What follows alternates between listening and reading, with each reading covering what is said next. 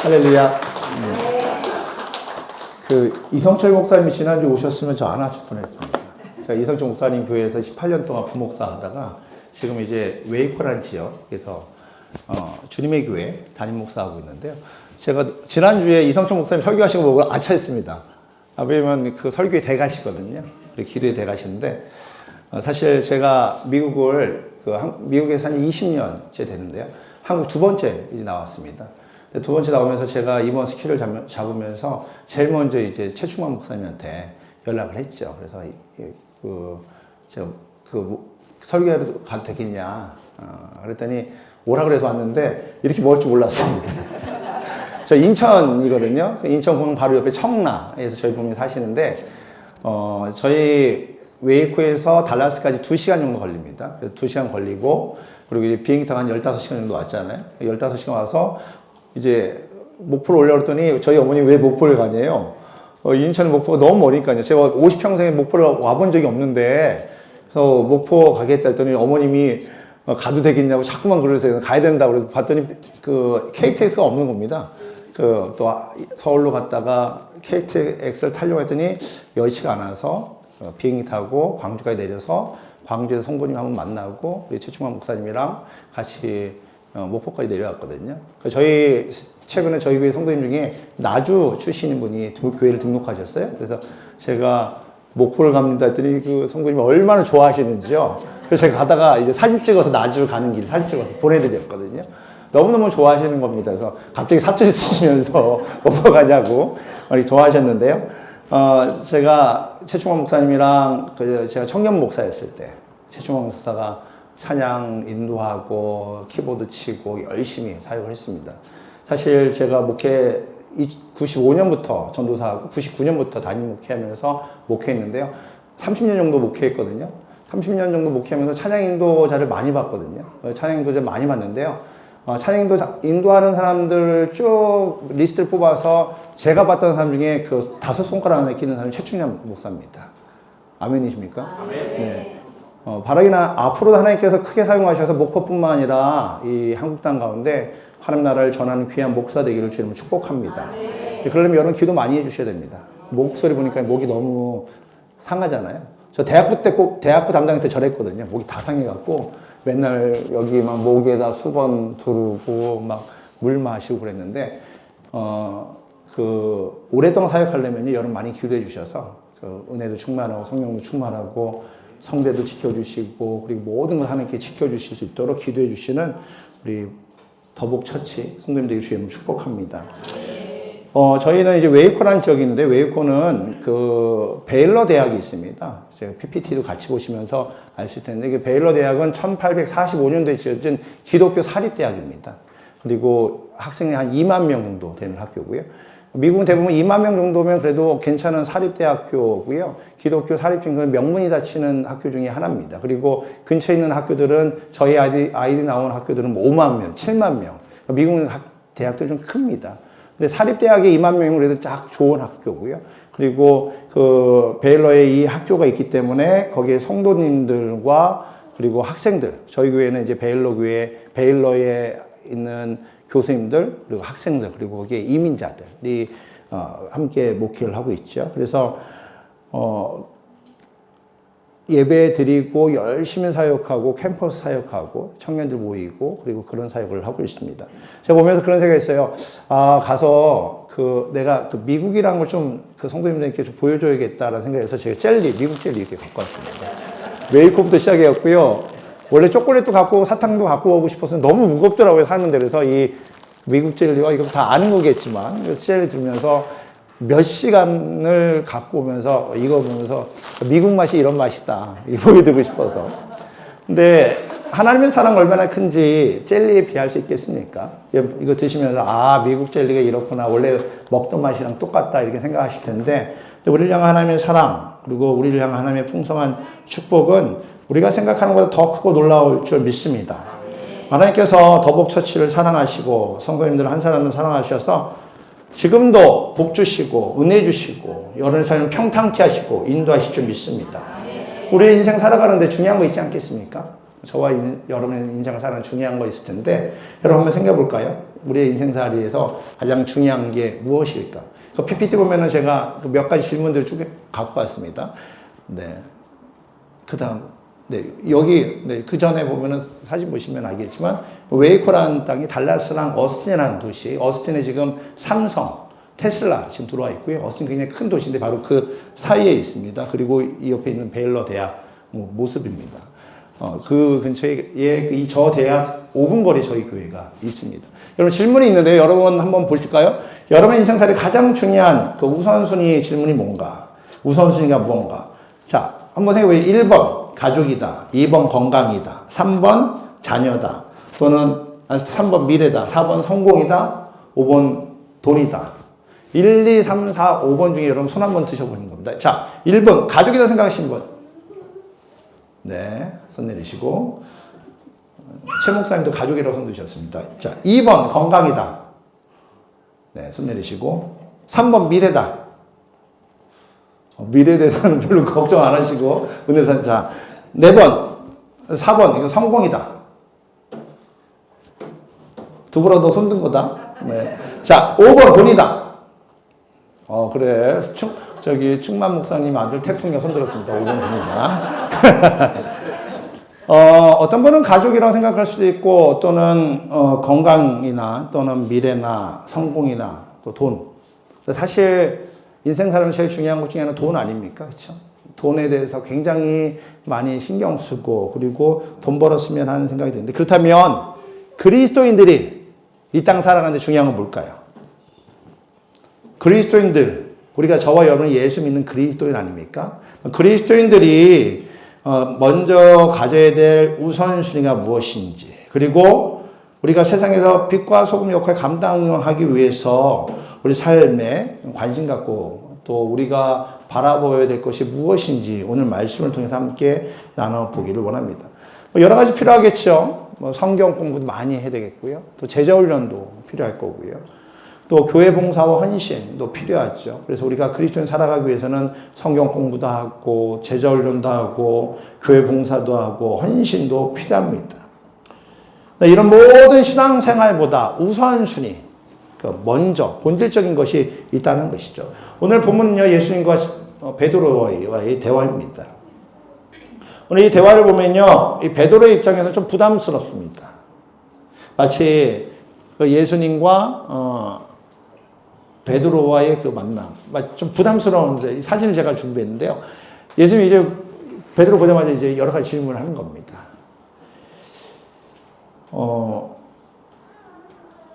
베드로가 예수님을 믿고 따를 때에 예수님을 위해서 목숨까지 내놓겠다고 했던 베드로가 예수님의 십자가 그 사건, 그리고 그 재판 앞에서 3번 부인하지 않습니까? 예수를 모른다고 3번이나 부인하고 배신했던 그 베드로인데, 그런 모습도 인간의 한계있죠. 왜냐면 세상에 나가서 그리스도인 살아가려고 하다가 어느 순간 보니까 내가 그리스도인임을 말하지 못하고 또 숨기고 부끄럽게 여기면 살아갈 때가 참 많이 있습니다. 제가 이번에도 이제 그 비행기 딱 탔는데요. 제 옆에 어린아이와 그 아주머니가 탄 겁니다. 그래서 잘 됐다. 등치 큰 아저씨보다 어린아이가 있으니까 좀 편하게 가겠다 이런 생각을 했어요. 근데 딱 타자마자 제가 앉자마자 저를 보더니 목사님 4살짜리 아이였거든요. 목사님! 그래서 엄마가 목사님이세요? 그랬더니 네. 그랬더니 어떻게 알았으니까 얘가 목사님 안 하고네요. 그러니까 브라질에서 온 친구거든요. 근데 목사님 했는데요. 내릴 때까지 목사님이라고 목사님 계속 그러는 겁니다. 그 옆에 분이 다 알 정도로 한 1000번? 10,000번 부른 것 같아요. 목사님 밥 먹어요. 목사님 밥 주세요. 목사님 빵 먹고 싶어요. 목사님 화장실 가고 싶어요. 목사님 물 주세요. 목사님 엄마는 주무시고 계신데 그 애가 목사님 그러니까 제가 목사라고 얘기하고 싶지 않으나 그 4살짜리 그 요한이 때문에 그 옆에 있는 근방에 있는 분 다 제가 목사인 걸 아는 거예요. 뒤에 있는 분도 인사하시고 옆에 있는 분도 인사하시고 목사님. 그래서 제가 그러니까 더 바르게 조심스럽게 그 설교 준비하고 책 읽고 뭐 이러면서 15시간 이렇게 보내갖고 왔는데요.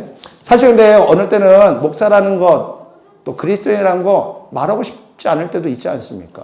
괜히 불편할까 봐 누군가가 교회 다니는 것, 또 예수 믿는 것에 대해서 좀 부정적으로 보거나 안 좋게 볼 수 있기 때문에 숨기고 싶을 때가 있단 말이죠. 인간의 한계입니다. 베드로도 마찬가지로 인간의 한계를 가지고 있었고, 그리고 이 문제가 해결되지 않았습니다. 그런데 예수를 부인한 그 베드로의 입장에서는요, 부활하신 예수님 안 만났으면 하는 바람이 있었을 거예요.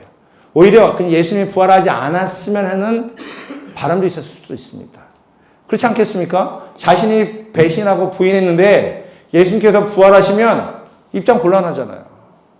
배신하고 도망갔는데, 그런데 자신이 숨기고 예수님의 죄를 이루어지지 않았으면 바람이 있음에도 불구하고 베드로의 우려했던 그 일이 결국 일어나게 됐죠.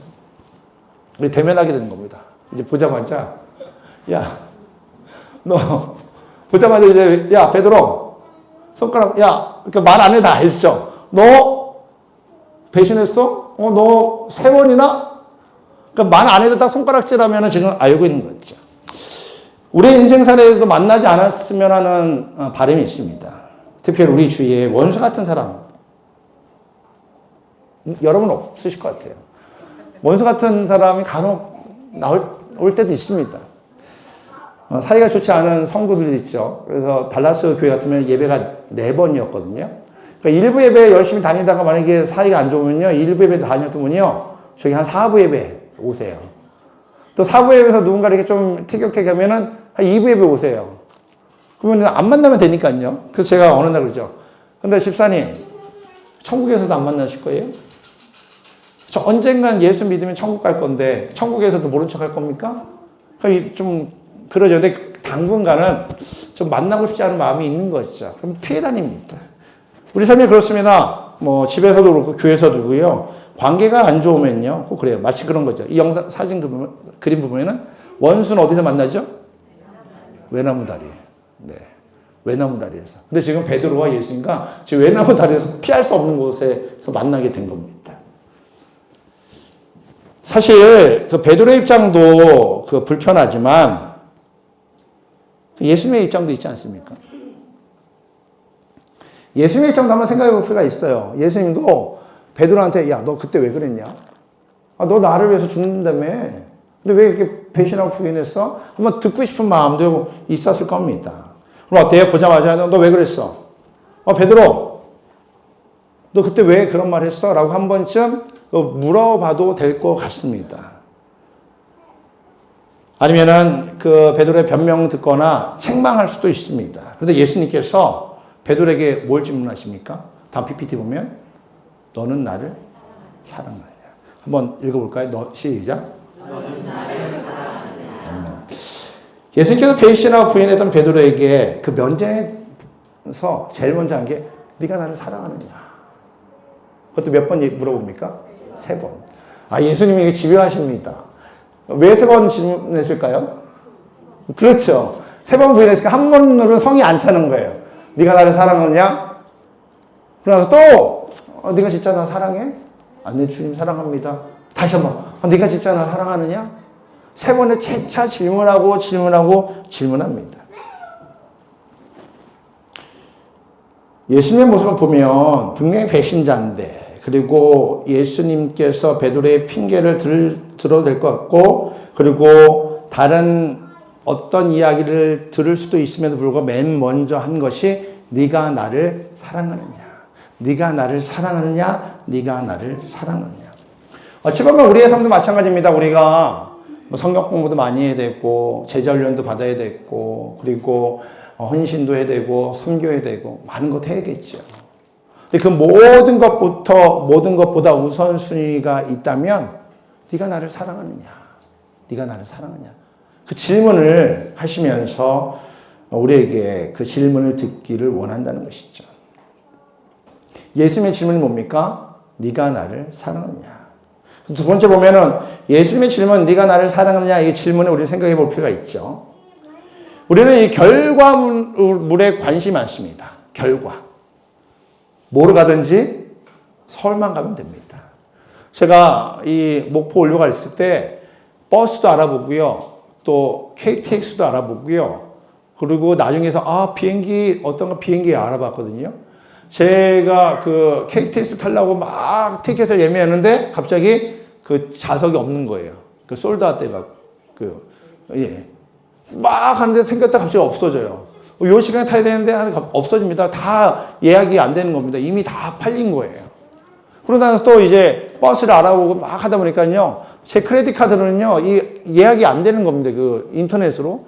야, 이거 어떻게 하지? 아침 일찍 가야 되나? 막 하면서 그 비행기 좌석이 있길래 그럼 비행기면 되겠다. 그래서 내렸는데 마찬가지로 뭐로 가든지 서울만 가면 된다는 생각으로 뭐로 가든지 목포만 오면 된다. 우리는 그 결과만 생각한단 말이죠. 그래서 공부를 하고 사업을 해도 좋은 소득, 좋은 결과가 있어야 된다고 생각합니다. 목회를 해도 마찬가지입니다. 이왕이면 큰 교회, 큰 부흥이 있어야 이것이 성공이라고 생각하죠. 그런데 요한복음 21장에도 보면요. 예수님께서 내 양을 치라라는 말씀을 하시거든요. 이 내 양을 치라. 어떻게 보면 결과론적 이야기 있죠. 양을 치고 양이 많아야 되고 그리고 이제 교회 사역을 통해서 하나님 나라를 전하는데 쓰임받는 베드로가 될 것이죠. 근데 양이라는 게 어떻게 좀 눈에 보이지 않습니까? 양이 많으면 더 좋아 보입니다. 결과물은요, 어떻게 보면 우리가 살아가는 데 행동들의 결과 아닙니까? 우리가 어떤 일을 했을 때 그 결과가 좋은 결과가 나올 수도 있죠. 그래서 교회에서도 그래요. 복 누리기 위해서 많이 헌신하고 섬기면 그것이 마치 좋은 결과인 양 생각할 수 있다는 것이죠. 그러니까 결과론적 행동보다 먼저 해야 될 것이 있다는 것이죠. 오늘 예수님의 질문, 우리를 향한 예수님의 질문. 너는 나를 사랑하느냐?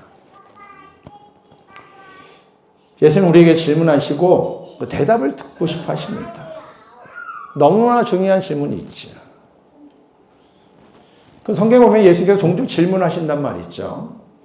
특히 베드로에게 질문했던 것이 마태복음 16장 말씀 아닙니까? 성경 말씀 보면 마태복음 16장 말씀에 질문해요. 예수님께서 사람들이 인자를 누구라 하느냐 질문하셔요. 여기 보면은 세례 요한이나 엘리야나 예레미야 선지자 중에 하나입니다. 라고 하니까 예수님 질문해 너희는 나를 누구라 하느냐? 그러니까 예수님께서는요, 사람, 특히 베드로에게, 제자들에게 좀 이렇게 마음의 그 중심을 이렇게 찌르는 질문들을 합니다. 너는 나를 누구라 하느냐? 너는 나를 사랑하느냐? 이것은 베드로에게, 제자들에게 하신 질문이지만 결국 저와 여러분에게 한 질문이라는 것이죠. 예배 왔는데, 말씀 공부하는데, 열심히 봉사하는데, 뜬금없이 예수님께서 너 나 사랑하느냐? 너 나 사랑하냐? 너는 나를 누구라 생각하느냐? 질문한단 말이죠. 만약에 여러분에게 예수님께서 너가 나를 사랑하느냐? 라고 질문하면 어떻게 대답하시겠습니까? 그러면 네. 아시잖아요.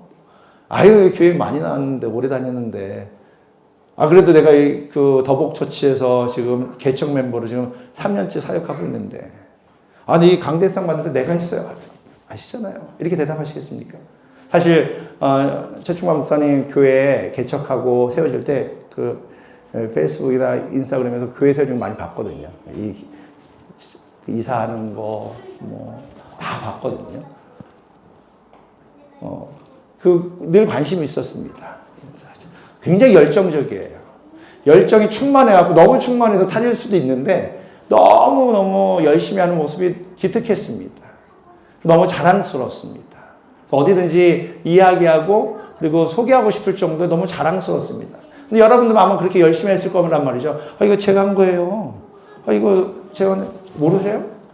사랑하니까 했지 그러면 제가 왜 이렇게 했습니까? 이렇게 할 수도 있단 말이에요. 근데 예수님께서는요. 다른 건 얘기하지 않고 네가 나를 사랑하냐? 네가 나를 사랑하냐? 너는 나를 누구라고 생각하느냐? 질문하고 있단 말이죠. 여러분 어때요? 예수님께서 질문하시면 질문에 분명하고 확실하게 대답할 수 있겠습니까? 근데 어때요? 세 번째로 고백이 쉽습니까? 여러분 고백이 쉬우세요? 가족 간에 성도 간에 여러분 고백 쉬우십니까? 만약에 부부 간에 사랑 표현이라도 하려고 그러면 그러죠. 가족끼리 왜 그래? 가서 손이라도 한번 잡으려 가족끼리 왜 그래? 또 자녀들이 하려고 하면 가족끼리 그거 하는 거 아니야? 가족끼리 또는 성도들 간에 고백하는 것이 쉽지가 않습니다. 사랑하는 마음이 있음에도 불구하고 이 고백이 잘 안 됩니다. 사랑하며 사는 것 결코 쉽지가 않습니다. 마음이 아무리 사랑하는 마음이 있다 할지라도 입 밖으로 이렇게 표현을 해야 된단 말이죠. 저희 아버님이랑 제가 이제 오랜만에 식사를, 거의 20년 만에 식사를 했거든요. 사역하고 나서 거의 30년 만에 앉아서 식사하는 거예요. 근데 제가 어머님이 끓여준 우거지 국이 너무 맛있는 겁니다. 그래서 먹다가, 너무 맛있네. 엄마 너무 맛있어요. 막 그러는데 아버님 그냥 드세요. 그래서 아버지 맛있어요. 그랬더니 왜 물어보니? 이거 맛없어요. 그랬더니 당연한 거 왜 물어보니? 그러니까 맛이 있어요? 없어요? 그랬더니 가만히 계세요. 아니, 맛이 있으면 맛있다고 고맙다고 얘기해야죠. 그랬더니 그걸 왜 말을 해야 되냐? 다 알지. 내가 50년 살았는데 제가 이제 73년생이거든요.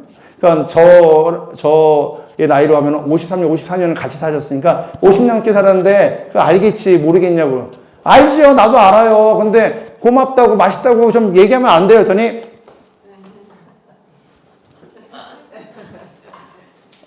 왜 그런지 모르겠어요. 자존심이 상하신지.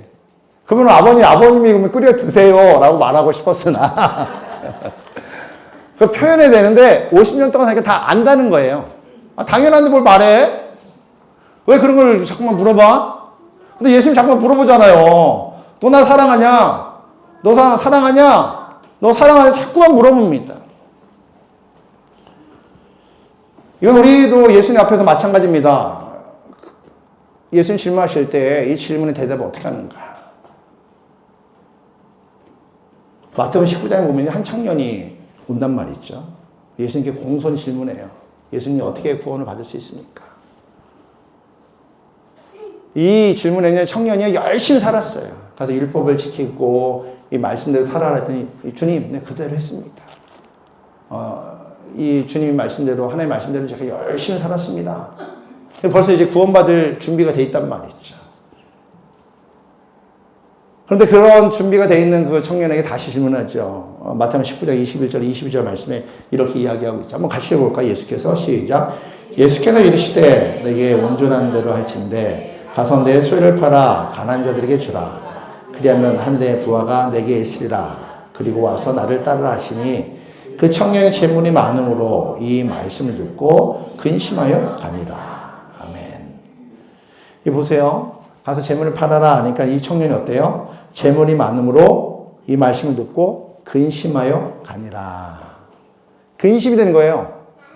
그러니까 재물을 팔아라 하면 예 주님 하면 될 것 같은데 마음이 벌써 부담이 되는 거예요. 이거 줘야 되는데 이거 어떡하지? 근심이 되는 겁니다. 그러니까 표현을 안 했습니다. 대답을 안 했습니다. 물론 성경에 이 말씀이 기록되어 있는 것은 그 청년이 아마 고민하고 근심하여 물건을 팔고 또는 재산을 팔아 나눠줘서 그 구원의 기쁨을 맛보았으리라고 예상됩니다. 답변은 없습니다. 인간의 마음이 있죠. 분명히 질문하면 답변할 것 같은데 답변하기가 쉽지 않다는 것이죠. 모든 이들이 영혼에 대한 영혼의 구원에 궁금증이 있습니다. 해결받고 싶어 합니다.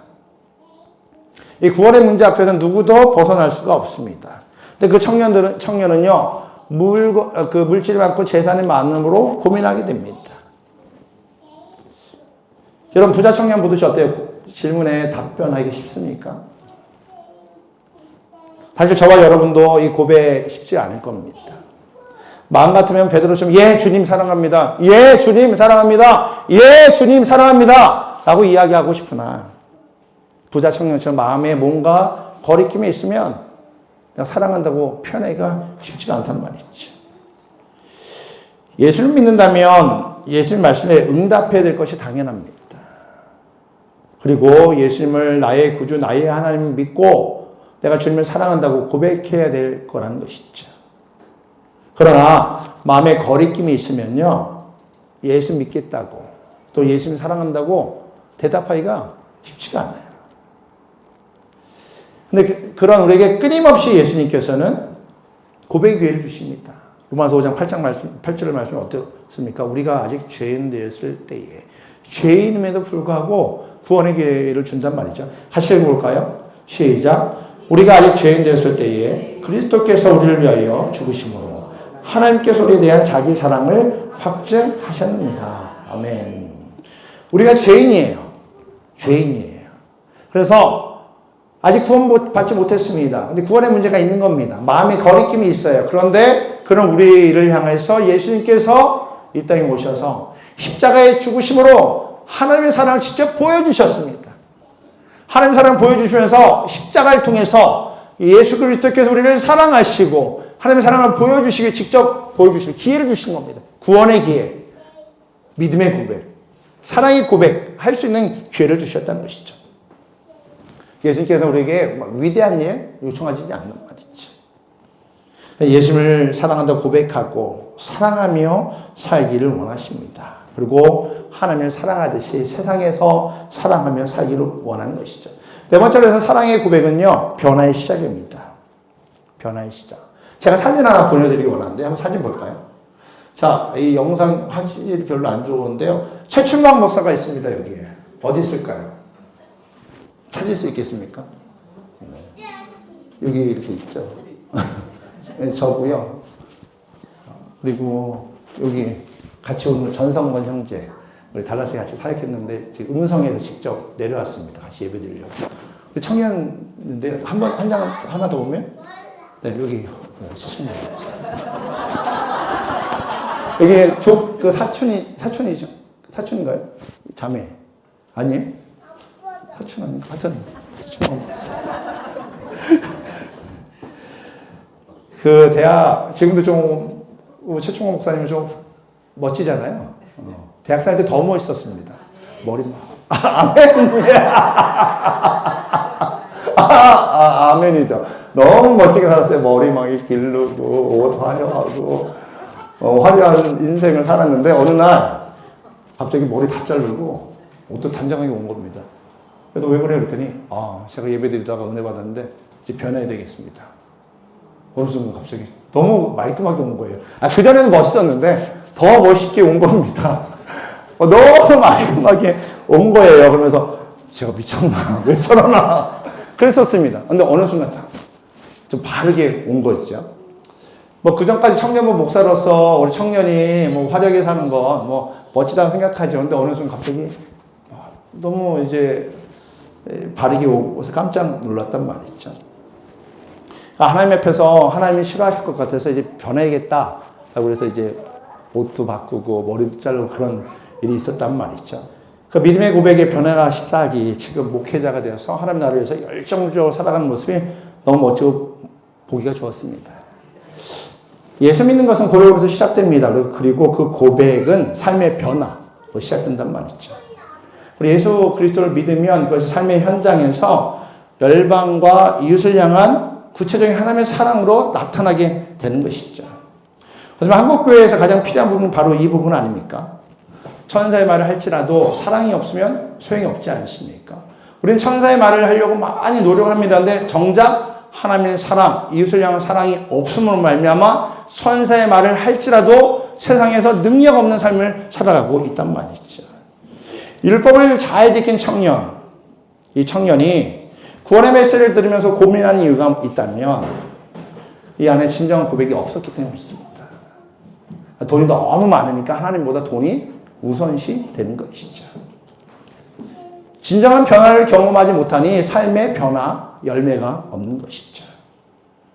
어떻게 보면 청년이 심각하게 고민한 이유가 돈이 하나님보다 앞서고 그 돈이 재산이 이웃보다 돈을 더 사랑했기 때문에 그렇단 말이죠. 그런데 우리 성경에 보면 삭개오는 어떻습니까? 삭개오도 똑같은 얘기를 들었습니다. 근데 삭개오는 듣고 깨닫고 변화되죠. 그래서 자기가 남의 그 등친 거 있으면 4배나 갚겠다고 하고 자신의 재산 절반을 팔아 나눠줍니다.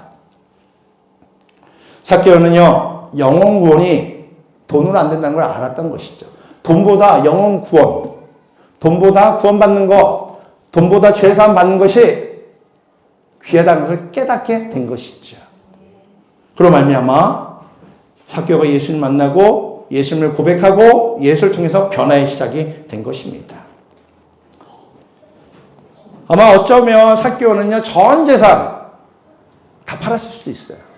그런데 전 재산 팔았어도 너무 행복한 겁니다. 왜 그렇습니까? 돈보다 귀한 예수 그리스도를 만나고 예수 그리스도를 나의 구원자, 나의 하나님으로 고백함으로 말미암아 예수를 통해서 새 생명을 얻었기에 너무 행복한 겁니다. 이 돈 아무것도 아니에요.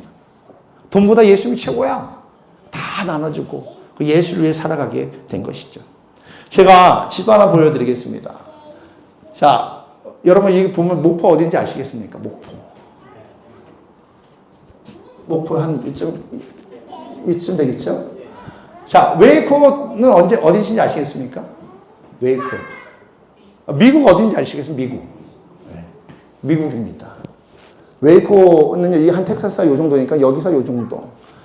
여러분 만약에 지도에서 웨이코와 목포 찾기가 쉽지는 않죠. 그렇죠? 목포 왔더니요, 도시예요, 도시.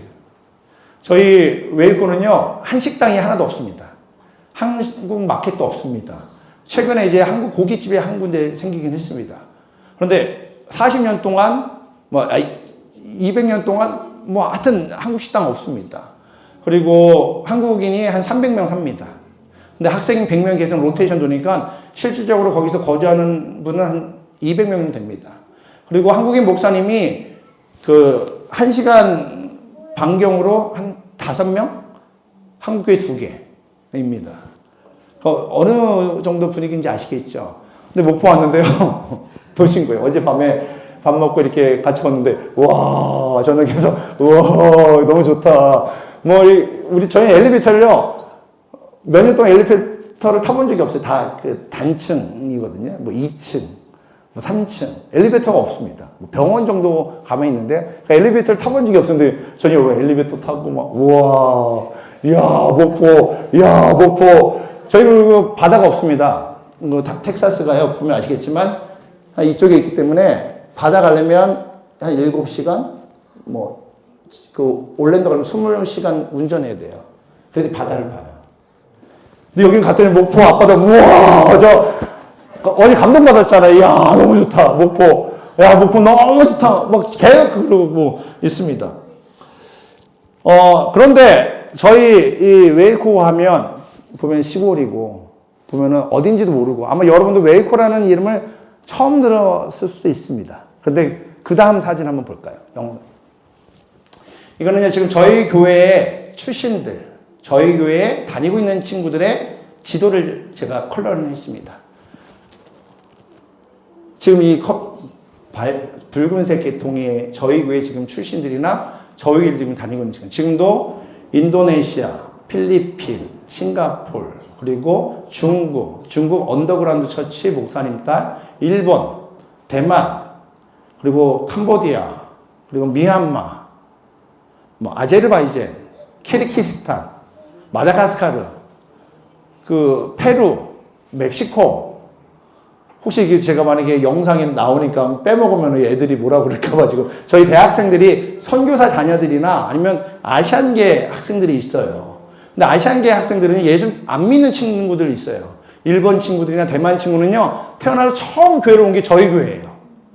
그리고 교환학생들이, 고려대랑 연세대 교환학생들이 오거든요. 그 교환학생들이 왔는데, 교회를 한국에서 안 다녀봤는데, 처음 온 게 저희 교회고, 처음 만난 목사가 저예요. 그리고 식사할 때 기도하면요, 너 태어나서 기도해 본 적이 있냐 했더니 없대요. 오늘 처음으로 기도해 보자. 저랑 처음 기도합니다. 웨이코 하면은, 여러분 이름도 모르고, 베일러 대학 처음 들어볼 수 있는데, 그 대학을 통해서 오는 나라들을 보니까요, 생각보다 크죠. 제가 이 컬러링을 하고 나서 성도들이랑 나누는데 성도님들 깜짝 놀랐는데, 우리 교회가 결코 작지 않구나. 그리고 이 학생들을 위해서 성도들이 매주 식사를 준비한단 말이죠. 왜 한식당이 없으니까 학생들이 일주일 동안 학교에서 공부하고 나서 주일날 오면요, 밥 먹으면 어느 날 막 울어요. 막 사진 찍어서 부모님께 보내요. 그 부모님이 연락 와요. 고맙다고요. 아이들이 일주일 동안 맨날 햄버거 먹고 스파게티 먹고 그리고 고기 먹고 그러다 보면요, 토요일 주일날 되면 막 힘들어해요. 오늘 새벽 예배를 드리는데요, 그냥 10명 정도 어른 성도들만 예배를 드리는데, 오늘 보니까 학생들이 5명이 와 있는 거예요. 쟤네들 미쳤나? 왜냐면 아이들이 자고 학교를 가야 되는데, 온 겁니다. 그러니까 이제 시험 기간이니까 아이들이 밤새 공부하고 또 밤새 이야기하고 놀다가 새벽 기도 때쯤 되니까 교회로 온 거예요. 그래서 끝났는데 안 가요. 쟤네들 무슨 문제가 있나. 끝나고 나서 야, 너 왜 그래? 무슨 그 기도 제목이 있어? 그랬더니 목사님 라면이 있어요? 저희 이제 사무실 컵라면이 좀 있거든요. 라면 먹고 싶어서 아침 배고프니까 다른 데 가지 않고 교회 온 거예요. 저 라면 머신 뭐 얼마나 부러웠는지. 라면 머신이 있는 교회는 제가 최근에 못 봤거든요. 저희 뭐 미국에서는 전혀 불가능하니까. 저 보면서 야, 더벅처치는 복 받았다. 아멘입니까? 할 수 있는 게 있잖아요. 저 라면 보면서. 여러분은 별로 이렇게 귀하게 생각 안 하시죠. 저 보면서 야, 좋겠다. 나도 저거 있으면 좋겠다. 청년들이 얼마나 좋아할까? 저거 뜯어갈까? 생각하면서 제가 사진 찍어서 나중에 저희가 칼럼을 쓰거든요. 그래서 라면 머신 있는 교회. 커피 머신도 너무 좋은 거예요. 야, 좋다. 그러면 이 라면 머신과 커피 머신 있는 교회 목사님과 성도들은 더 좋은 목사와 성도겠죠. 그것을 통해서 누군가에게 사랑을 전하고 청년들에게 또 누군가 왔을 때 대접과 나눌 수 있기 위해서 준비하기 때문에 이 목포에 있는 더벅처치는 라면 머신도 있고 커피 머신도 있고 참 좋다 뭐 이러면서 생각을 했는데요. 그 청년들이요 외롭고 힘든데 교회를 찾아와요. 라면도 먹기도 하고 또 저희는 삼겹살 먹기도 힘들거든요. 한 번은 100명 정도 학생들과 성도들과 100파운드면은 몇 킬로죠? 5, 60kg? 5, 60kg의 삼겹살을 끊어 갖고 와갖고, 고기를, 삼겹살 파티인데, 그 다음에 있나요? 사진? 삼겹살 파티 계속 가보죠. 네. 저희 교회 이제 청년들이고요. 저희 교회 성도님들이고요. 그 다음에 삼겹살 파티를 했어요. 무료로. 그래서 여기 다 삼겹살 먹으러 오시는 거예요. 삼겹살 파티 2번 하고 보쌈 파티 했더니 성도님들이 목사님 하수가 막혀서 더 이상 하면 안 될 것 같아요. 그래서 하수가 막혀서 이제 요즘에 잠정 중단했거든요. 근데 왔는데 너무너무 좋아하는 겁니다. 그런데 그 신입생들, 최근에 신입생들이랑 한번 고기 구워 먹었는데 애들이 너무 좋아해요. 그래서 지금 와서는 막 교회 와서 찬양단하고 그리고 성경 공부하고 큐티하고 열심히 신앙생활을 했죠. 저희는 사랑을 받았으니 사랑을 베푸는 거죠. 우리가 할 수 있는 최선으로 하나님을 사랑하고 이웃을 사랑하는데 우리는 이제 벨로 대학이라는 그 학생들을 위해서 그 사랑을 표현하는 거죠. 학생들이 많아봤자 아시아인 50명에서 한 100명 정도 되거든요. 해마다 이렇게 10명 졸업하면 10명 오고 이런 식으로 와요. 저희는 사실 매해 어떻게 보면 소진되는 에너지일 수도 있습니다. 그런데 저희는 저에게 주신 이 선교지가 이 벨로 대학 학생들이라고 믿고 그들을 위해서 최선을 다해서 섬기고 그들을 양육하고 훈련시키고 보냈죠. 성도들이 얼마나 귀한지 그 복음을 위해서 열심히 사역하고 하나님 나라를 위해서 성도를 섬기는데 최선을 다하고 있단 말이죠. 저희는 그래서 그 모토가 그리스도의 제자 되고 그리스도의 제자 삼는 교회. 아까도 로고가 있었는데요. 그리스도의 제자 되고 그리스도의 제자 삼는 교회입니다. 그리고 이 말씀이 저희 교회 로고인데 주님의 교회는 하나님의 말씀을 기초로 그리스도를 믿음과 순종하여 성령 안에서 복음 전파와 영혼 구원사에게 부흥을 경험하는 교회입니다. 그래서 그 다음 사진 보면 저희 교회 청년 리더입니다. 앞에서 대학 교수님도 계시고 함께 이 청년 리더들이 학생들을 섬기고 교회를 섬기고 있죠. 여러분 복음은 그렇습니다. 수고하는 성도들이 얼마나 수고하는지 어두운 세상 가운데 별처럼 빛난다는 말이었죠. 그래서 제가 우리 성도들을 표현할 때 그 말씀 한번 다시 좀 가시면요. 이 말씀이 있는데요. 더 가볼까요? 이 친구는 이제 베트남 친구입니다. 베트남 친구인데 교회를 안 다니던 예수를 몰랐던 친구인데 벨로대에 와서 저희 교회에 나와서 복음을 듣고 학생 섬기다가 지금 시카고에 포닥으로 가서 제가 시카고에서 만났거든요. 얼마나 귀한지 이 친구 때문에 다른 아시아 친구들이 교회로 오게 되고 다 운전해주고 음식해주고 그리고 시카고 기쁨으로 이제 만났던 친구입니다. 그러니까 후이, 닥터 후이인데요. 너무 귀한 이런 그 일들이 계속 일어나고 있어요. 그 다음 보면은 다음에 볼까요? 거꾸로 가고 있는 것 같아요. 네, 한 번 더. 네. 저에게 성도들 향해서 이렇게 늘 고백합니다. 야, 어두운 세상도 별처럼 빛난다. 이 말씀 한번 같이 읽어볼까요? 빌립보서 2장 시작. 그래야 여러분은 흠이 없고 순결해져서 멀어지고 뒤틀린 세대 가운데서 하나님의 흠없는 자녀가 되어야 합니다. 그러면 여러분은 이 세상에서 별처럼 빛날 것입니다. 아멘. 빌립보서 2장 15절 말씀 새번역 버전인데요. 구부러지고 어그러진 시대 가운데, 뒤틀린 시대 가운데 복음을 가지고 하나님 나라와 하나님 말씀을 붙잡고 살아가게 되면 그 순결한 신부가 돼서 하나님께서 이 어두운 세상 가운데 별처럼 빛나게 해 주신다는 것이죠. 여러분도 마찬가지면 여러분은 목포라는 선교지가 있지 않습니까? 아마 목포의 복음화가 그렇게 크지는 않을 겁니다. 왜냐면은 그 바닷가고 항구 도시니까요. 저도 인천에 살았기 때문에 그 분위기를 다 알거든요. 아마 여기 분들이 굉장히 거칠 수도 있고 그리고 공격적일 수도 있고 복음에 대해서 반대할 수도 있습니다. 인천 사람들 조금 그런 성향이 있거든요. 제 인천 출신이고 저희 부모님이 이북에서 내려왔는데 인천에 살다 보니까 뭐 맨 처음에 복음을 듣고 맨 처음에 그래도 그 하나님께 나왔던 분들이 괜찮지만 요즘 같으면 굉장히 어려운 시대가 되었습니다. 우리가 하나님을 사랑했다면 이제는 하나님 사랑한 것처럼 이웃을 사랑하고 섬기며 살아가야 되는 것이죠. 우리가 어떤 것보다 어떤 일보다 먼저 사랑하느냐 점검해야 되는 것이죠. 하나님을 사랑하면 이것이 하나님 사랑합니다 라고 고백하고 그리고 그것이 이웃을 향한 표현과 고백과 그리고 섬김으로 나가야 된다는 것이죠. 하나님께서 여러분을 목포로 보내주셨다면 목포로 보내주신 이유가 있는 겁니다. 이 목포 땅에서 예수를 그리스도로 믿고 하나님의 사랑을 전하기 위한 사랑의 통로, 복음의 통로로 쓰시기 위하여 여러분을 목포 땅으로 인도하신 줄 믿습니다. 여러분 목포를 사랑하십시오. 그래서 하나님, 제가 목포 사랑합니다. 너무 멋진 도시입니다. 너무 아름다운 도시입니다. 그런데 그 도시에 예수 그리스도의 복음이 하나님 나라 확장될 수 있도록 이 땅을 축복하여 주시옵소서. 그러니까 목포인들이 주께 돌아오게 하여 주시고 더북처치에 예수 믿지 않는 영혼들이 와서 예수를 그리스도로 고백하고 주님을 사랑한다는 고백을 하는 그 귀한 교회 될 수 있도록 주께서 은혜 베풀어 주시옵소서. 여러분 세상으로 나가십시오. 더 많은 사람 만나십시오. 운동도 하시고 그들과 함께 교제도 하시고 만날 수 있으면 최대한 만나십시오. 그리고 기회가 되면 인도하십시오. 교회를 인도하십시오. 복음으로 이끄십시오.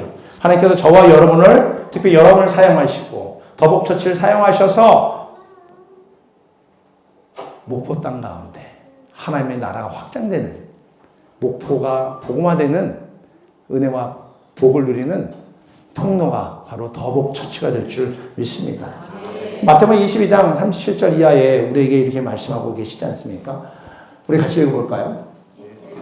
이르시되 내 마음을 다하고 목숨을 다하고 뜻을 다하여 주 너희 하나님을 사랑하라 하셨으니 이것이 크고 첫째된 계명이요 둘째는 그와 같으니 내 이웃을 내 자신같이 사랑하라 하셨으니 이 두 계명이 온 율법과 선지자의 강령이니라. 아멘.